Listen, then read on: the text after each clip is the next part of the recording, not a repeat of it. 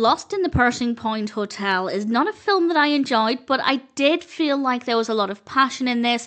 It does feel like a passion project for Leslie Jordan, and I'll talk more about that in a moment. So I could feel the film's heart, I could feel the passion, but I ultimately didn't really care for it.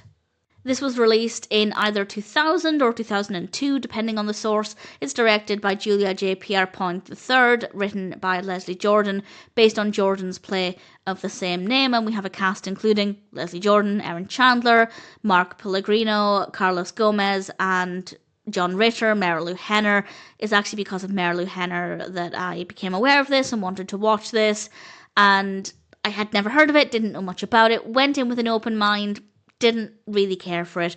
It's actually based on Leslie Jordan's autobiographical play, and I can't comment on how it compares with the film, but I'm assuming since Leslie Jordan is in this and is credited as the only writer, I don't know if anybody else was involved in touching the script, but certainly I'm assuming it's close to the play and close to Leslie Jordan's real experiences.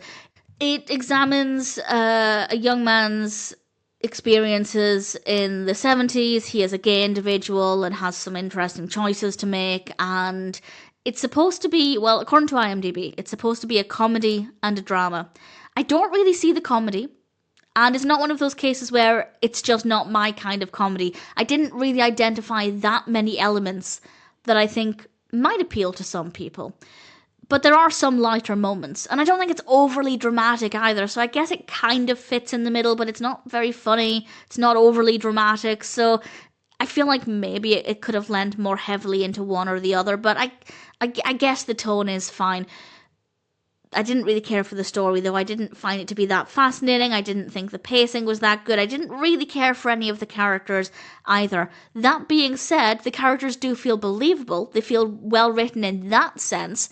And even if I didn't care for the characters, I do think it was very easy at least to feel Leslie Jordan's passion here. He is listed as the storyteller, and we do see him on screen. And he does give a really great performance, and that made it a little bit more interesting because it's very clear that so much of himself has gone into this and that there is so much passion there from him for this work.